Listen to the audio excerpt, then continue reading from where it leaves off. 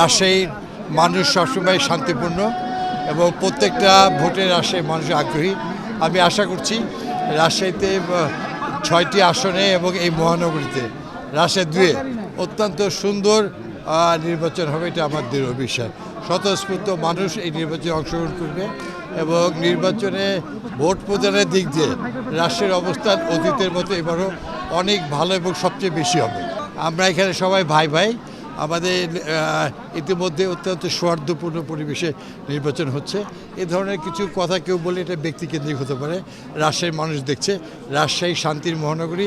2004 সালে সারা বিশ্বের Rajshahi happiest city in the world হয়।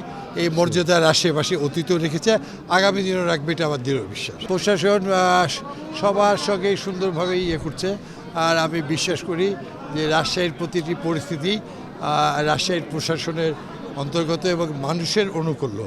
এই ভোট অত্যন্ত সুন্দর হবে, এটা আমার দৃঢ় বিশ্বাস। আপনার বিজয়ের ব্যাপারে আপনি কতটুকু? আমাদের দল বাংলাদেশ জাতীয়তাবাদী দল, শহীদ জিয়ার আদর্শের দল, মহান স্বাধীনতা ঘোষক বেগম খালেদা জিয়ার গণতন্ত্র সুপ্রতিষ্ঠিত করার দল।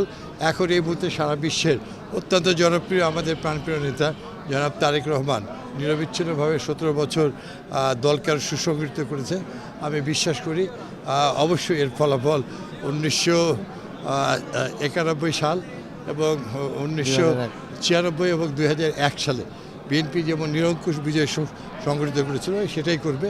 রাজশাহী বিভাগে 39টি আসন, এই বিভাগে একটি আসন মাত্র 96 এবং 1 সালে বিএনপি হেরেছিল। এবার আমি আশা করছি সর্বোচ্চ নিরঙ্কুশ আসনে রাজশাহী বিভাগ এবং বাংলাদেশ জাতীয়তাবাদী দল ধানের শীষ বিজয় হবে সুনিশ্চিত ইনশাল্লাহ।